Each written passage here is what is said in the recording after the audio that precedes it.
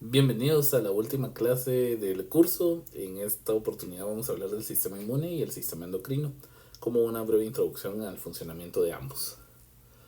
La idea es que expliquemos la función del sistema inmune y del sistema endocrino, que diferenciemos la inmunidad innata y la inmunidad adaptativa y que expliquemos los mecanismos de regulación del sistema endocrino, incluyendo las hormonas, señalización y funciones. Entonces, iniciando con el sistema inmunológico, pues es el sistema encargado de la defensa y protección contra toxinas y patógenos. Sus funciones incluyen la detección, la identificación, la eliminación de patógenos o de toxinas, pero también incluye la creación de barreras para evitar que estos entren al cuerpo. La función del sistema inmunológico inicia antes de que un patógeno o una toxina se introduzca hacia el cuerpo. Su principal función es evitar que esto pase. Si ya pasa, entonces pasamos a la detección, identificación y eliminación. En su mayoría se compone de distintos tipos de células, barreras físicas y moléculas efectoras. A diferencia de todos los otros sistemas de órganos donde vemos un sistema conectado de alguna manera, pues aquí vamos a ver varios componentes que físicamente están aislados, pero que todos trabajan en conjunto. Por eso en la imagen ven, por ejemplo, las amígdalas, los adenoides, la médula ósea, el timo, pues algunos nódulos linfáticos y el sistema linfático, el vaso, algunas placas intestinales como las placas de Peyer pues las células que no visualizamos. Entonces, todo en conjunto forma parte de ese sistema inmunológico junto con las mucosas. La mayoría de los grupos de animales poseen algún tipo de inmunidad innata, pero solo en los cordados vamos a encontrar inmunidad adaptativa. Entonces, esa es una primera diferenciación bastante importante que podemos hacer. Aunque aquí las esponjas no están incluidas en el cladograma que vemos en la imagen, es importante mencionar que las esponjas tienen lo más elemental de cualquier sistema inmune, que es el reconocimiento de lo propio. Tal vez no tienen un mecanismo de defensa, pero sí tienen un mecanismo para reconocer las células que son propias de las que son ajenas. Luego, los sistemas innatos van a incluir barreras como las mucosas, que son comunes en muchos invertebrados, así como exoesqueletos o conchas que tienen una función defensiva o protectiva. Vamos a tener ese reconocimiento de lo propio versus lo ajeno, también como parte de ese sistema inmune innato. Y cuando tenemos sangre o hemolinfa, vamos a encontrar células fagocíticas, es decir, células que pueden fagocitar invasores para eliminarlos. Vamos a tener en todos los casos péptidos antimicrobianos, que son moléculas específicamente peptídicas o proteicas, que tienen una función antivirales, antibacterianas o antifúngicas. Y vamos a tener receptores que reconocen patrones moleculares, ya sean patrones de antígenos o patrones propios. Y va a haber algún grado de respuesta proinflamatoria. Todo esto es parte de la inmunidad innata y pues existe en la mayoría de estos grupos. Específicamente en encordados es en los vertebrados donde finalmente surge la inmunidad adaptativa que involucra la producción de anticuerpos y una respuesta humoral. Entonces, la inmunidad innata es la primera línea de defensa que tiene el cuerpo. Es el tipo de respuesta inmediata que se da ante los posibles invasores y en primera plana está formada por las barreras físicas. La piel, por ejemplo, es parte de esas barreras. Las mucosas, como la mucosa respiratoria, la mucosa digestiva, la mucosa vaginal, todas estas mucosas están diseñadas para atrapar a posibles invasores y no dejarlos entrar.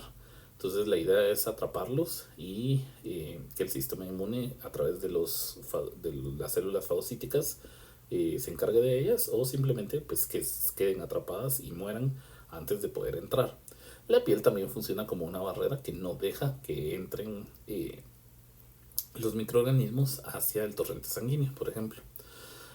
Luego vamos a tener varias series de receptores que reconocen patrones moleculares. Esto nos sirve para reconocer lo propio y lo ajeno, o los posibles patógenos, vamos a tener varias proteínas involucradas, entre ellas proteínas de señalización y de comunicación, como las citocinas. Ahí tenemos los interferones, los factores de necrosis tumoral y las interleucinas. Tenemos un sistema de complemento, que es un sistema de proteínas que va a tener una función antimicrobiana y que es una respuesta que se lanza además de las otras respuestas que tiene el sistema inmune, y va a crear estas proteínas antimicrobianas que van a crear poros, o proteínas como defensinas que van a actuar en contra de las bacterias, por ejemplo. Vamos a tener células que están eh, circulando en sangre asociadas a la función defensiva. Estas, por ejemplo, son las células asesinas naturales, los fagocitos y las células dendríticas. Entre los fagocitos podemos hablar de los macrófagos, tenemos también a los monocitos. Y tenemos a los granulocitos, que son los eosinófilos, neutrófilos y basófilos. Vamos a tener la respuesta proinflamatoria también, que es la respuesta de inflamación. Esto sucede cuando hemos tenido un trauma, es decir, una herida que puede generar una ruta de entrada para un patógeno. Y la idea es entonces reclutar más células del sistema inmune hacia ese sitio de herida para protegernos de los posibles patógenos que están entrando. La respuesta proinflamatoria se caracteriza por 4 características clínicas, que son el calor, el rubor, el tumor y el dolor. El calor sucede porque hay un mayor flujo de sangre hacia el sitio de la herida. Lo mismo con el rubor, que es el color rojo característico que toma. El tumor es por esa mayor circulación, esa es la inflamación como tal. Y el dolor es un efecto secundario de las moléculas de señalización que son liberadas para reclutar a todas estas células hacia el sitio de la herida. El sistema de complemento que mencionamos, entonces va a tener funciones paralizar a las células invasoras. Puede opsonizar a las células invasoras. Opsonizar es recubrir o hacerlas más llamativas hacia los fagocitos. Entonces es como un mecanismo de señalización para decir aquí está el invasor, y de esa manera los fagocitos pues pueden fagocitarlos más rápidamente.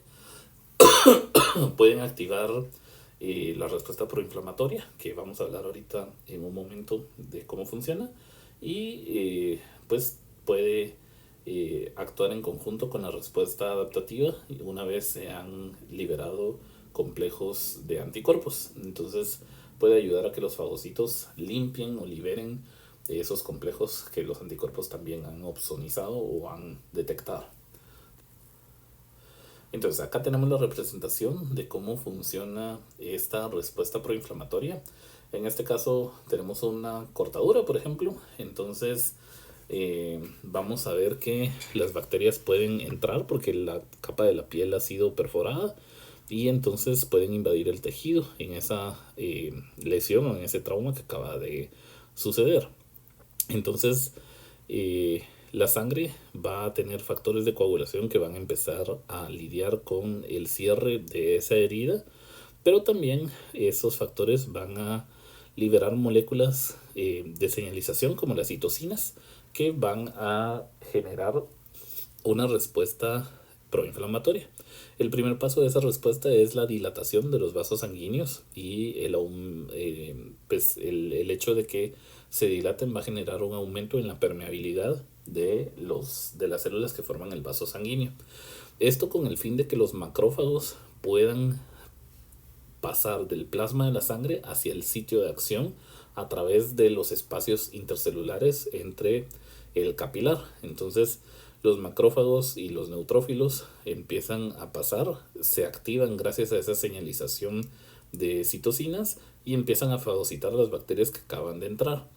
Mientras hacen eso, van a seguir liberando citocinas y histamina, que es reconocida que es liberada por los mastocitos, con el fin de entonces generar una respuesta más grande. Entonces el flujo de sangre comienza a aumentar, aumenta esa permeabilidad capilar, aumenta eh, el, el reclutamiento de nuevos neutrófilos y macrófagos, y eso va a activar entonces la fagocitosis para tratar de lidiar con la invasión. Eso a su vez va a crear la respuesta de dolor. La histamina pues crea esa, esa señalización de dolor que asociamos a la región inflamada. Entonces la región inflamada es básicamente una respuesta de nuestro sistema inmune para evitar una, un evento de infección en la herida que acaba de suceder. Bueno, entonces, como vemos, la inmunidad innata es la inmunidad que está disponible, es muy generalista, no tiene algo específico en contra de un patógeno, sino que está diseñada para protegernos inmediatamente en el momento que sucede la infección. Pero cuando esta inmunidad innata no es suficiente o el patógeno se replica o comienza pues a ganar, por así decirlo, entonces montamos una respuesta que llamamos la inmunidad adaptativa. La inmunidad adaptativa es lenta porque debe montarse y pero es altamente específica y efectiva. Entonces es muy buena, pero la contraparte es que pasan varios días para que pueda ser montada. Se divide en inmunidad mediada por células e inmunidad mediada por anticuerpos. La inmunidad mediada por células está basada en los linfocitos T o células T que van a atacar a las células que han sido infectadas o a los patógenos en sí. Y las células B van a producir anticuerpos específicos, por eso median la inmunidad de anticuerpos. Los anticuerpos son moléculas proteicas que se unen a antígenos. Un antígeno es un segmento que es reconocible por su patrón molecular como un agente externo. Y la idea entonces es que el anticuerpo tiene esa estructura que es complementaria al antígeno y de esa manera neutraliza o lo marca para su eliminación. Entonces, en el sistema adaptativo vamos a tener varios tipos de subcategorías de las células T y las células B. Las células T las podemos dividir en células T ayudadoras y células T citotóxicas. Y el primer paso que debe suceder es que haya una presentación de antígenos. Y esta presentación de antígenos sucede gracias a las células del sistema inmune innato, es decir, a los macrófagos o a las células dendríticas. La idea es que los macrófagos y las células dendríticas han estado haciendo fagocitosis de los invasores desde el momento en que se da la infección, y entonces van a tener una característica que es después de que han fagocitado y el lisosoma ha digerido partes del patógeno, es decir, antígenos del patógeno, son transportados desde el lisosoma hasta la membrana. Y en la membrana hay un complejo de proteínas que llamaba el complejo mayor de histocompatibilidad, que entonces va a presentar los antígenos hacia una célula B. Las células B tienen receptores específicos que se unen a antígenos provocando su activación, pero cada célula B tiene un receptor en particular. Entonces estos macrófagos, al presentar los antígenos, entonces van a estimular a una célula T, y esta célula T entonces va a mediar o a iniciar la inmunidad adaptativa. Entonces lo que pasa es, como vemos en la imagen de la derecha, es que esta célula presentadora de antígenos va a encontrar una célula T ayudadora. La célula T ayudadora entonces se va a activar cuando se presenta el antígeno y van en conjunto a liberar citocinas. Esto va a hacer que la población de células T se divida en tres tipos: las células T ayudadoras que están siendo activadas, unas células T citotóxicas que van a ir a buscar las células infectadas con ese antígeno para matarlas directamente, y células T de memoria que van a almacenar el reconocimiento del antígeno que les acaba de ser presentado. De estas tres, entonces, las células de memoria permanecen circulando en sangre, las citotóxicas van al campo de batalla, por así decirlo, para buscar células que han sido infectadas, pero son las células T ayudadoras que han sido activadas las que van a ir a buscar una célula B con el receptor específico que hace match contra el antígeno que acaban de detectar. Entonces, estas células B van a tener el, el anticuerpo que detecta ese antígeno. Esta búsqueda de las células B toma tiempo, y entonces una vez se encuentra la célula B, la célula T ayudadora libera citocinas, hace match con el receptor de la célula B e inmediatamente se seleccionan dos poblaciones de esa célula B, es decir, la célula B comienza a dividirse y se forman dos subpoblaciones. Una que va a ir a circular en sangre liberando anticuerpos, generando anticuerpos activamente contra el antígeno que acaba de ser presentado, y una población que se va a volver células B de memoria, con el fin de permanecer circulando en sangre para proteger al cuerpo de una siguiente infección. Entonces, como vieron, esta respuesta toma tiempo, y es este periodo de tiempo el que tarda en diseñar esta respuesta súper efectiva. A manera de resumen, la mayoría de estas células tienen su origen en la médula ósea, específicamente con células madres. Estas células entonces se dividen primero en monocitos, en linfocitos T y linfocitos B. Los monocitos se diferencian en células dendríticas y macrófagos. Las células T forman células, los linfocitos T forman células T en el timo, que es donde maduran y donde aprenden a reconocer lo propio de lo ajeno, y las células B maduran en la médula ósea, toman más tiempo. Entonces, cuando una célula presentadora de antígenos, macrófago o célula dendrítica, presenta el antígeno, entonces la célula T se activa formando las tres poblaciones que les dije: célula T ayudadora, célula T citotóxica o célula T de memoria, y la célula T ayudadora busca la célula B específica para activarla y formar las dos poblaciones: la célula de plasma, que va a generar anticuerpos, y la célula de memoria. Y esto pues resume la relación entre inmunidad innata e inmunidad adaptativa. Los anticuerpos que son generados por estas células B activadas tienen una estructura con 4 cadenas polipeptídicas, es decir, que son 4 cadenas de proteínas unidas entre sí, 2 cadenas largas o pesadas y 2 cadenas ligeras, formando una región constante y una región variable. La región variable, que es la que está en los dos brazos o los dos extremos, es la que reconoce al antígeno y es la que es específica para cada tipo de antígeno que existe.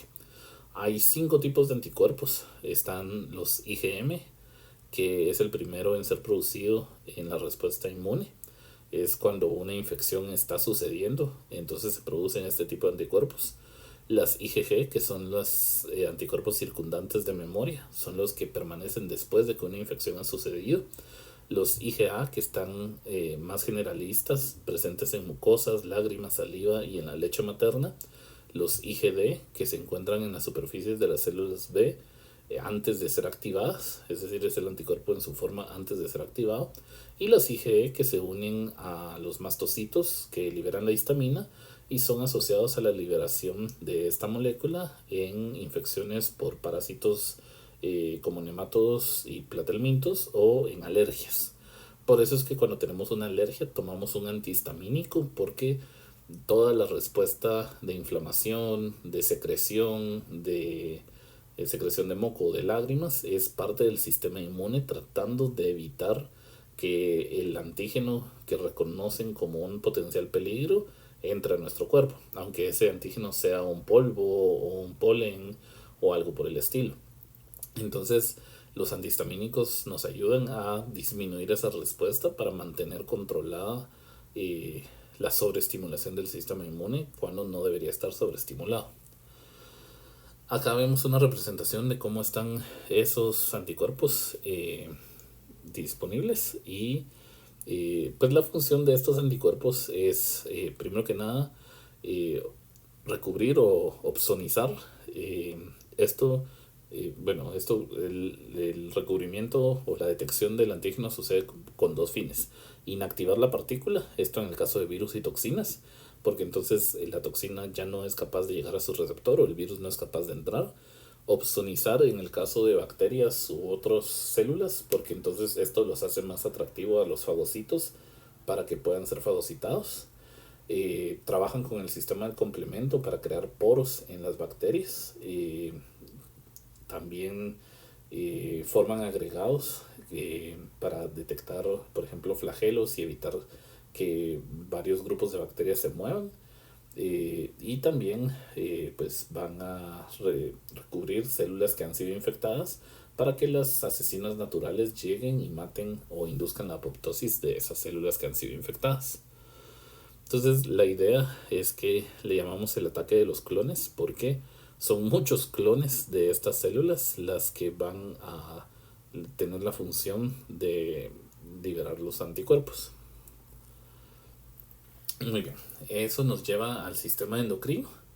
Este es otro sistema que está conformado por varios órganos diferentes o varias glándulas diferentes, y su función principal es regular los procesos fisiológicos y otros fenómenos corporales como el crecimiento, el desarrollo, el metabolismo, la reproducción, la respuesta a estrés y el equilibrio osmótico. Está compuesto por las glándulas endocrinas que producen y secretan las hormonas, que son los mensajeros químicos, y interactúa con el sistema nervioso a través del hipotálamo y de la glándula pituitaria. Entonces tenemos varias glándulas diferentes. Las principales son la pituitaria, la pineal, la paratiroides, la tiroides, las suprarrenales, el páncreas y los ovarios y testículos. Pero existen algunas otras. Las hormonas son moléculas de señalización que pueden ser derivadas de ácidos grasos como las prostaglandinas, derivadas de colesterol como las hormonas esteroideas o de algún tipo de esterol, derivadas de aminoácidos como la adrenalina y algunos otros que funcionan como neurotransmisores, y derivadas de péptidos como la insulina o el glucagón. Pues acá tenemos varios ejemplos, solo para que vean que hay muchos tipos diferentes de hormonas. La estructura química pues depende mucho del tipo de hormona que estemos hablando, y pueden ser pequeñas o complejas dependiendo el tipo de hormona. Hay varios tipos de señalización. La endocrina clásica es la que involucra la liberación de la hormona por la glándula, es decir, la secreción de la hormona hacia el torrente sanguíneo, y a través del torrente sanguíneo pues encuentra la célula diana o la célula blanco. Esa sería la que está hasta la base en la imagen, que entonces tenemos la glándula que libera hacia el torrente sanguíneo y la hormona llega a la célula blanco. Tenemos la señalización neuroendocrina, en el cual la hormona es producida por neuronas, específicamente en el hipotálamo, y se transporta por el axón hacia el fluido intersticial y hacia la sangre. Entonces es un caso especial de señalización endocrina, pero que inicia en las neuronas. Tenemos la señalización autocrina, donde los reguladores locales o las hormonas actúan sobre las propias células que lo producen. Entonces la idea es regular la actividad celular de ella misma. La paracrina, que sucede en células que están cercanas y que no involucran el torrente sanguíneo. Y tenemos la señalización a través de uniones celulares, que es un caso especial de señalización paracrina, donde pues la liberación de la hormona sucede a través de canales que conectan a ambas células. Entonces pues todos estos tipos de señalización pueden existir. La idea es recordar un poquito la señalización y comunicación celular, que involucra un tipo de receptor.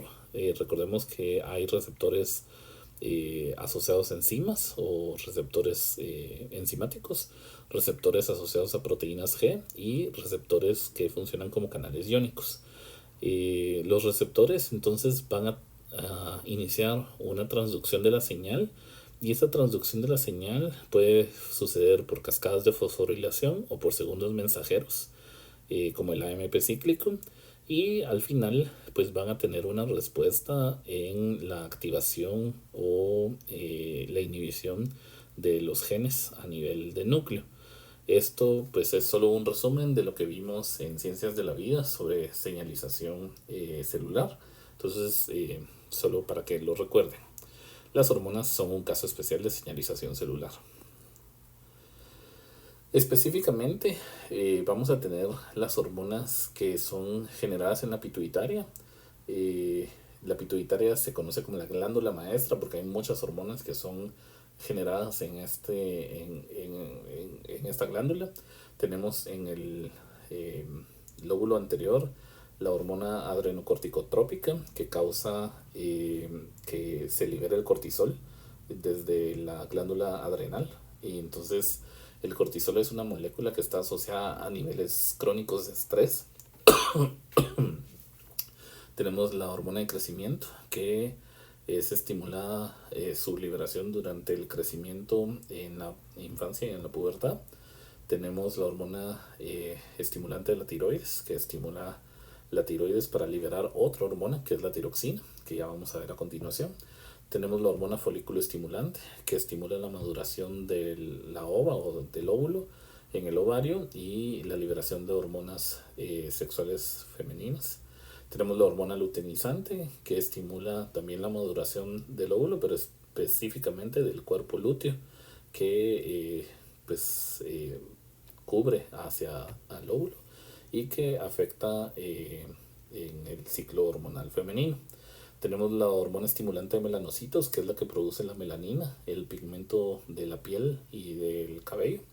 La prolactina, que es la que va a generar la glándula o activar la glándula mamaria para generar la producción de leche. Y las hormonas gonadotrópicas, que estimulan pues la liberación de hormonas sexuales en los ovarios y en los testículos. En el lóbulo posterior tenemos la hormona antidiurética, que va a señalar al riñón que conserve más agua, y la oxitocina, que afecta comportamientos sociales, específicamente creando apego o una relación de confianza o de estrechez. Por ejemplo, cuando sucede el parto se libera mucha oxitocina y es lo que crea el vínculo madre-hijo, pero también en relaciones monógamas se libera oxitocina, o en el orgasmo también se libera oxitocina, creando esa relación de vínculo. Luego tenemos las hormonas que son liberadas por otra glándula. Por ejemplo, en la tiroides tenemos la tiroxina, que regula el metabolismo y la temperatura, y la calcitonina, que inhibe la liberación de calcio desde los huesos. Tenemos la paratiroides, que es la que secreta la hormona paratiroidea, que estimula la liberación de calcio desde los huesos. Aquí calcitonina y hormona paratiroidea tienen un efecto contrario. Tenemos en el páncreas la liberación de insulina, que disminuye los niveles de azúcar en la sangre, promoviendo que el azúcar sea almacenado por las células, y el glucagón, que incrementa los niveles de azúcar en sangre, estimulando que el glucógeno se transforme en glucosa para liberarse hacia la sangre y ser utilizado. En los testículos tenemos la producción de testosterona, que tiene una función en la regulación de la producción de esperma y las características sexuales masculinas. Y los ovarios, el estrógeno y la progesterona, que estimulan pues también la maduración del óvulo, pero también controlan las características sexuales secundarias femeninas en el caso de los estrógenos, y en el caso de la progesterona prepara el útero para la implantación de un cigoto. Tenemos la médula adrenal o la suprarrenal, que libera epinefrina o norepinefrina, la respuesta de huida o pelea, que ya hablamos en el la clase de sistema nervioso. Tenemos el córtex adrenal, que libera los glucocorticoides, que son parte de la respuesta de estrés, que incrementan los niveles de glucosa en sangre y disminuyen la respuesta inmune. Es lo que causa muchas veces inmunosupresión. Y tenemos la aldosterona, que regula el contenido de sodio en la sangre. Entonces la aldosterona lo que va a hacer es promover que el sodio en sangre se mantenga en un nivel equilibrado. Y finalmente la glándula pineal, que libera la melatonina, que tiene que ver con la regulación de los ciclos de sueño y los ciclos reproductivos en los mamíferos. Entonces todas estas hormonas en conjunto, lo que es importante es que sepan relacionarlas con los sistemas que hemos visto anteriormente. Por ejemplo, la calcitonina y la hormona paratiroidea tienen que ver con células específicas del tejido óseo. Entonces, que sepan cuál estimula los osteoblastos y cuál estimula los osteoclastos. O, por ejemplo,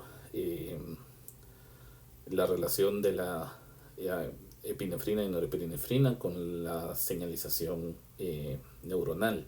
Ese tipo de relaciones es lo que pues esperamos que puedan realizar, ya que tenemos esta gama de hormonas de la cual estamos hablando. Y para finalizar entonces toda esta unidad, tenemos este diagrama que de alguna manera nos relaciona todos los sistemas que hemos estado viendo en cuanto a la ingesta de nutrientes, ya sea de alimento, agua y oxígeno. Tenemos el sistema digestivo y respiratorio, que ambos se conectan al sistema circulatorio, que reparte esos nutrientes hacia el resto del cuerpo, y el sistema digestivo y excretor pues van a eliminar los desechos. Todo esto es sustentado por el sistema musculoesquelético, que le da movimiento, y de alguna manera es regulado por el sistema endocrino y el sistema inmune, que lo protege, pero todo es controlado desde el punto de vista más externo por el sistema nervioso, que pues mantiene en coordinación a todos estos sistemas y todas sus funciones. Con eso entonces terminamos el curso. Muchas gracias por haberme acompañado en todos estos videos, y pues espero que les haya sido de utilidad o que les haya gustado, si no para sus cursos siguientes como cultura general. Gracias a todos y nos vemos.